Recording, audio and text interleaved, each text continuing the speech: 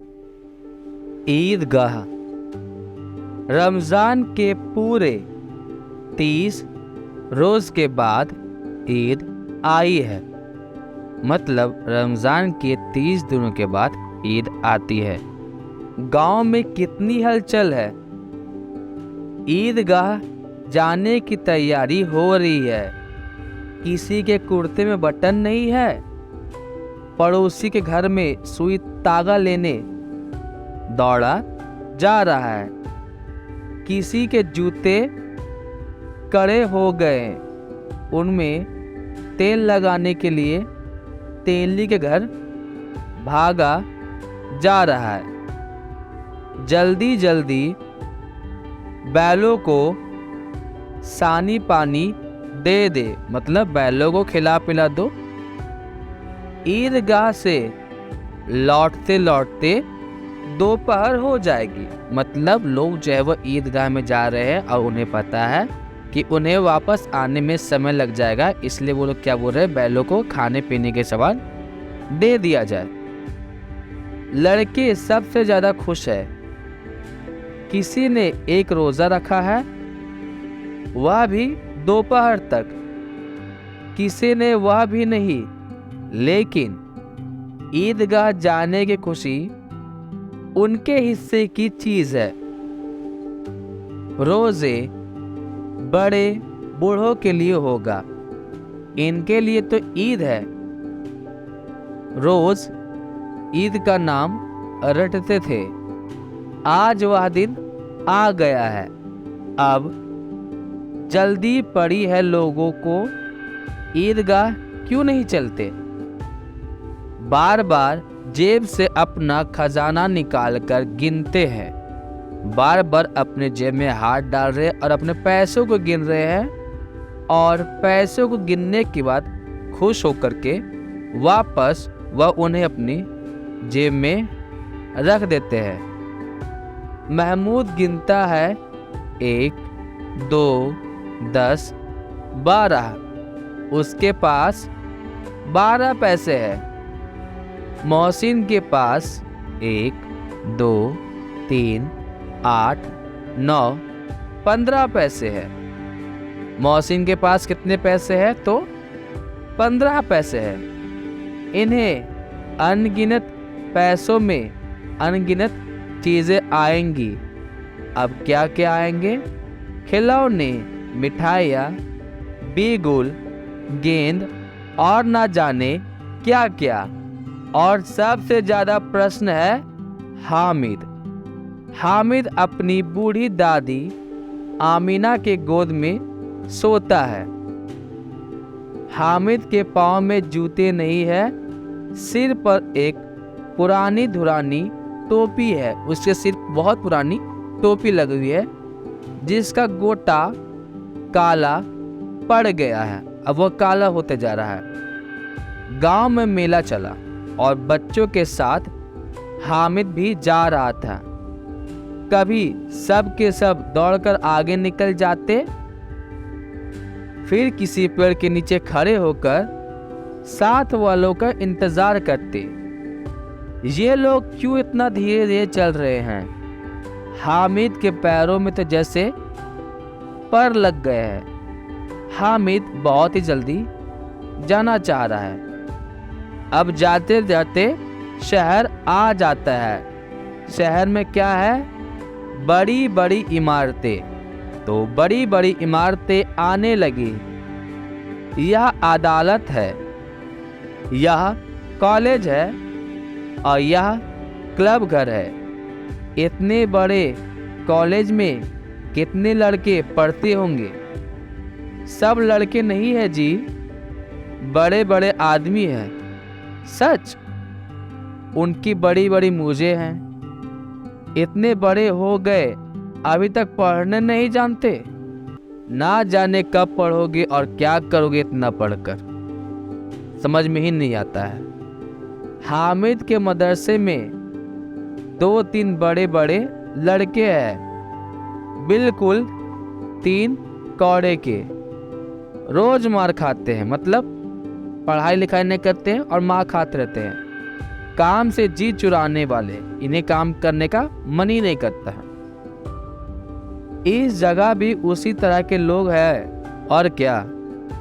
जिस तरह मदरसे में लड़के हैं कुछ, क्या वैसे ही बच्चे जो है वह कॉलेज में पढ़ते हैं।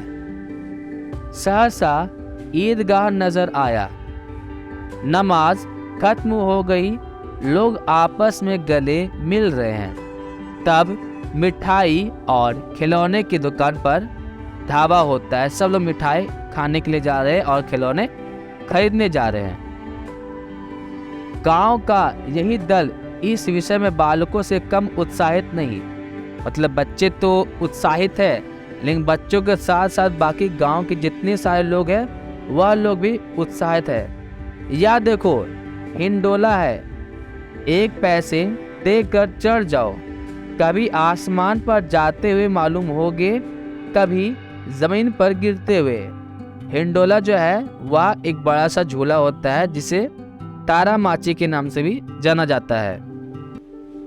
यह चरखी है, लकड़ी के हाथी, घोड़े, ऊंट छड़ी से लटके हुए हैं।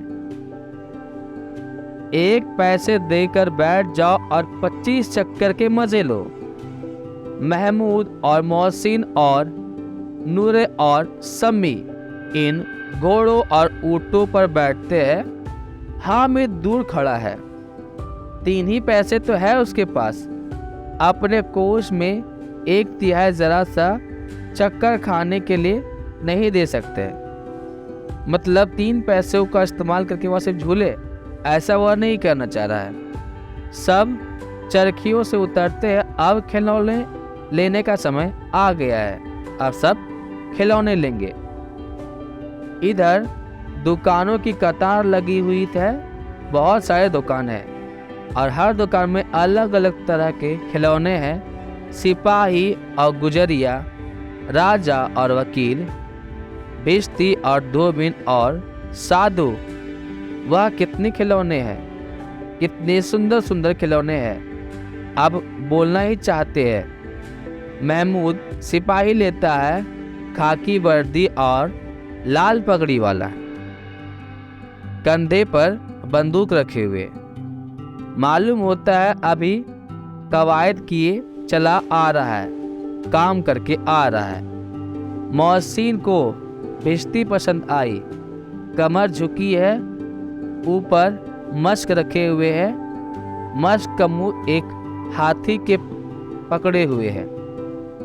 बस मश्क में पानी उड़ने ही चाहते हैं।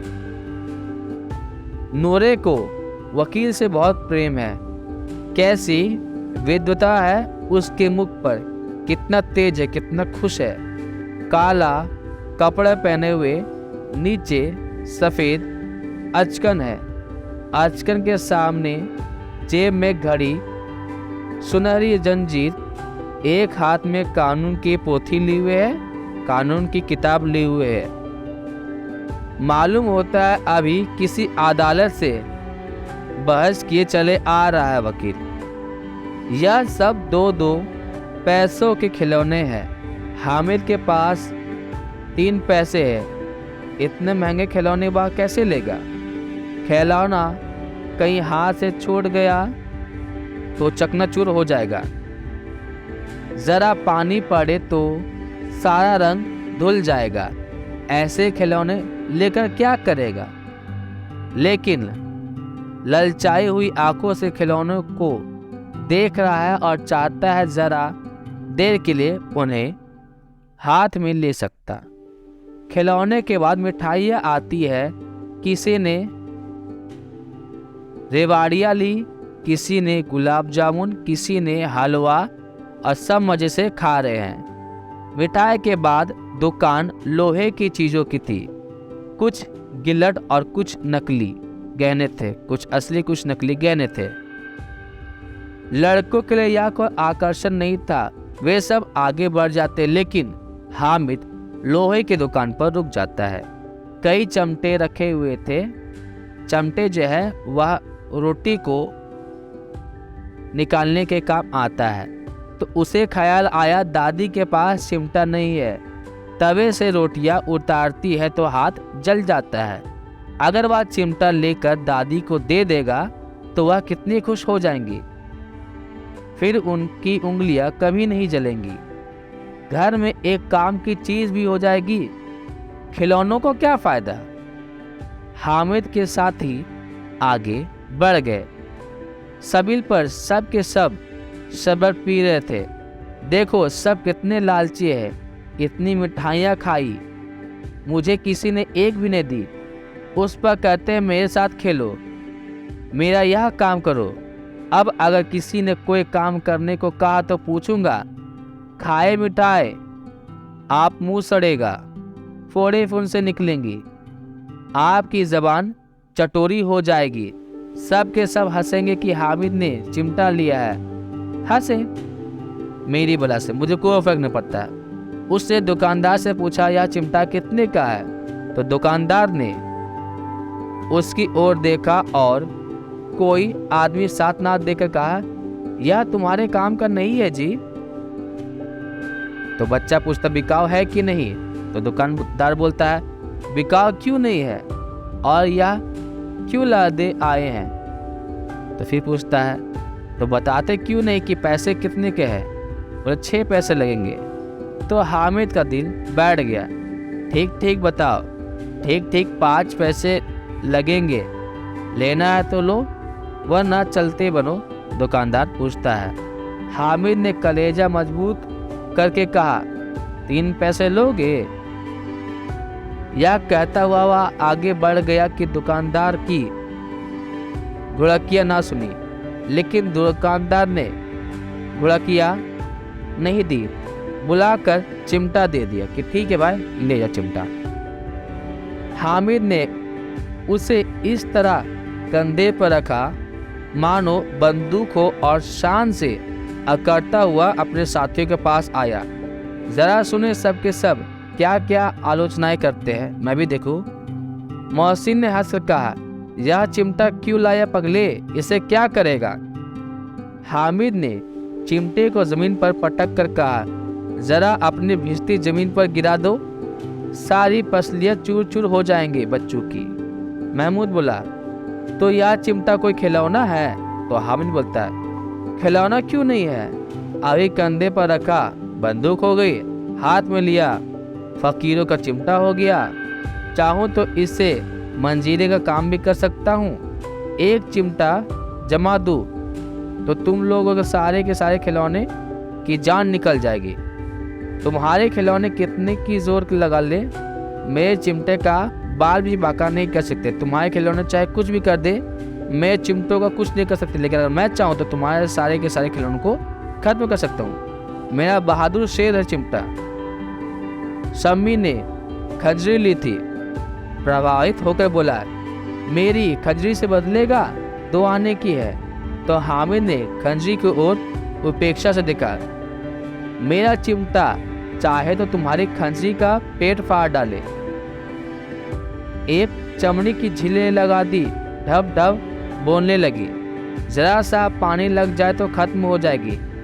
मेरा बहादुर चिमटा आग में, पानी में, आंधी में, तूफान में सब बराबर डटा रहेगा। तुम्हारी खंजरी वैसे थोड़ी रह पाएगी। चिमटे ने सभी को मोहित कर लिया, लेकिन अब पैसे उनके पास नहीं थे।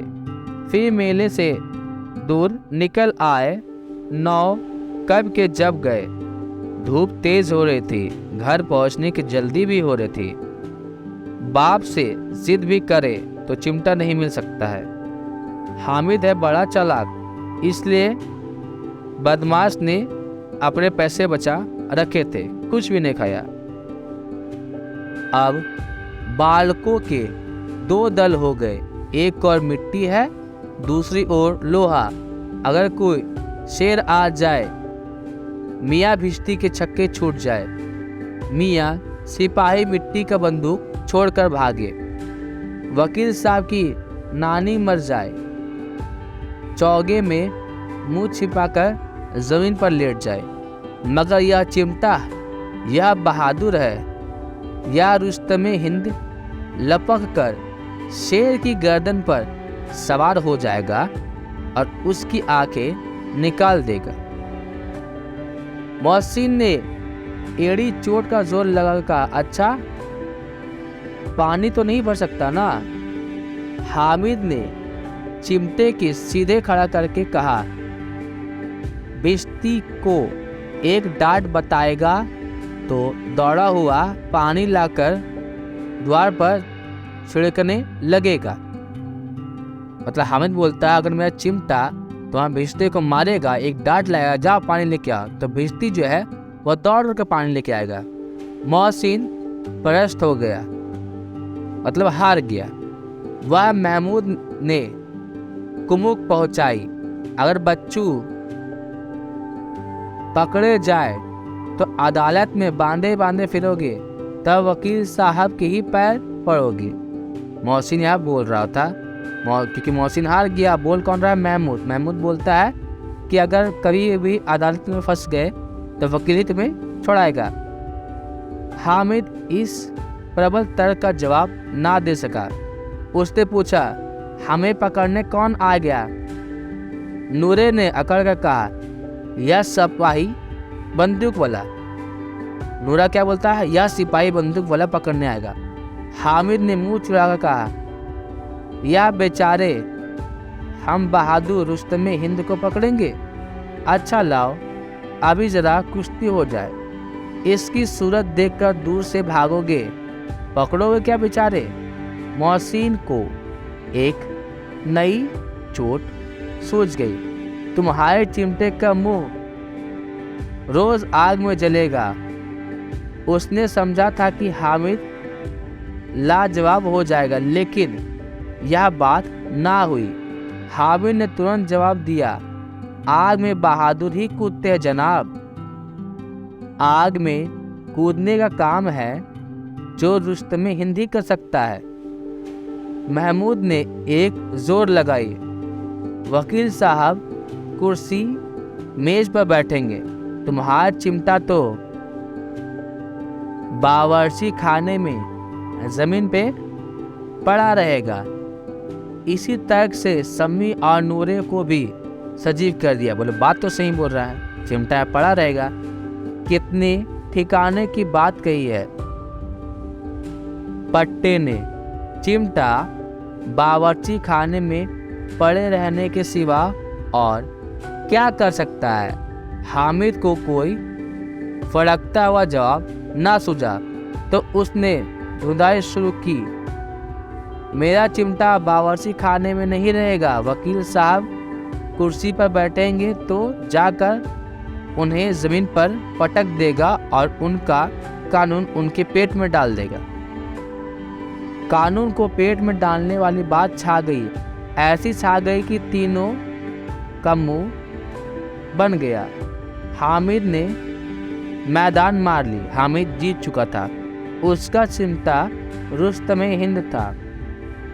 अब इसमें मोहसिन, महमूद, नूरे, सम्मी किसी को भी आपत्ति नहीं हो सकती थी।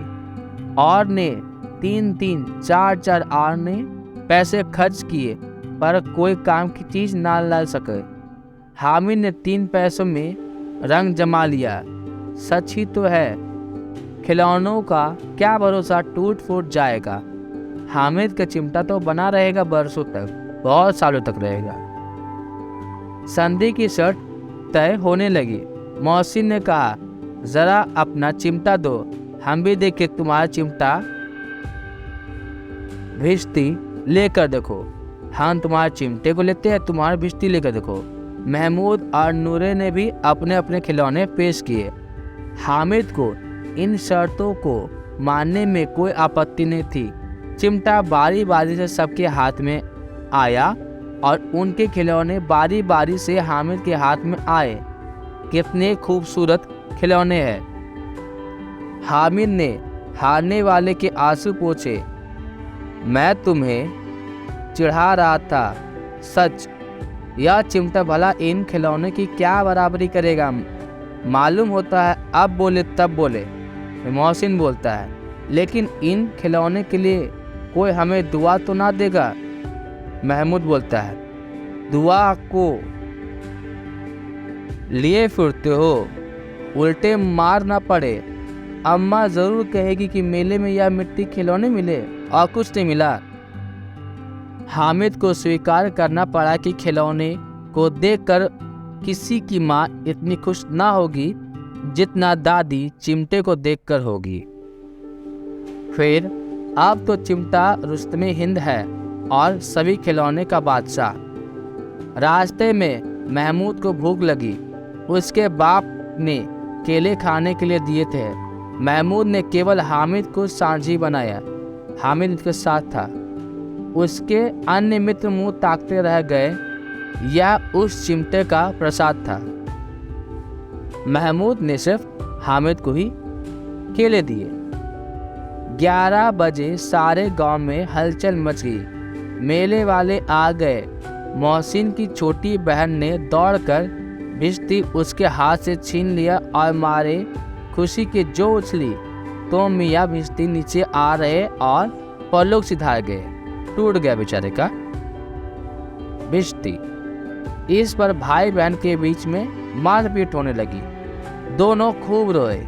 उनकी अम्मा यह शोर सुनकर बिगड़ी और दोनों के ऊपर से 2-2 चांटे और लगाए। दोनों को 2 थप्पड़ पड़ा। मियाँ नूरे के वकील का अंत इससे ज़्यादा गौरवमय हुआ। वकील ज़मीन पर या ताक पर तो नहीं बैठ सकता। दीवार में 2 खुटिया खड़ी गई।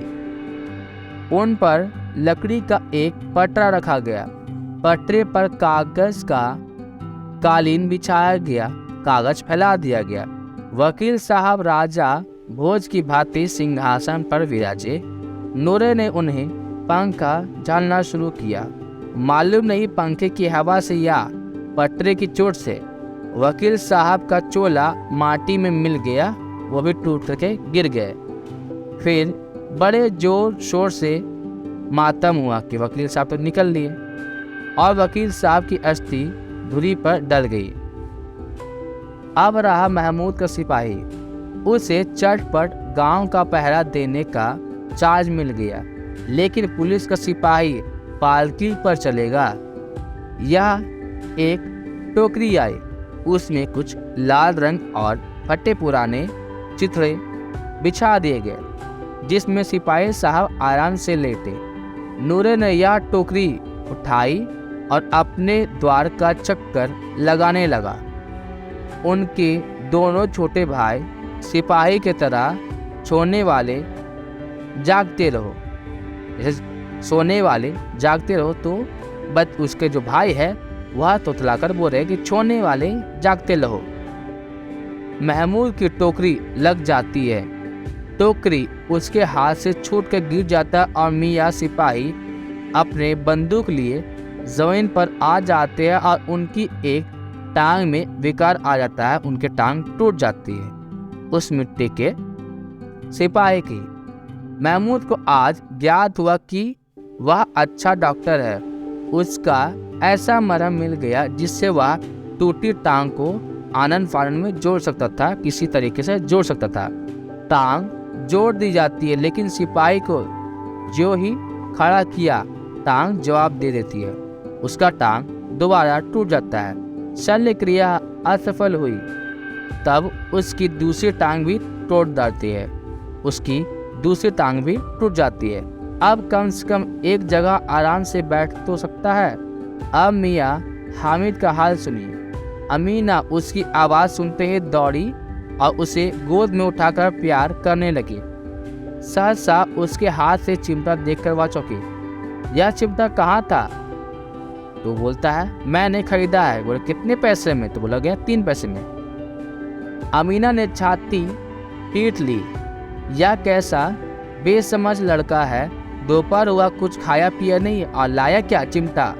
सारे मेले में तुझे और कोई चीज़ न मिली। जो मिला लोहे का चिमटा उठा लिया। हामिद ने कहा तुम्हारी उंगलियां तवे से जल जाती थी इसलिए मैंने इसे खरीद लिया है। तो बुढ़िया जो थी हामिद की दादी जो थी उसका गुस्सा एकदम प्यार में बदल गया। बच्चे में कितना त्याग, कितना सद्भाव और कितना विवेक है। दूसरों को खिलौने लेते और मिठाई खाते देखकर उसका मन कितना ललचाया होगा। वह भी इसे अपनी बुढ़िया दादी की याद आ गई। अमीना का मन बहुत ज़्यादा खुश हो गया। वह रोने लगी, दामन फैलाकर हामिद को दुआएं देती जा रही थी और आंसू की बड़ी बड़ी बूंदें गिरती जा रही थी। इस कहानी को लिखने वाले का नाम है प्रेमचंद्र।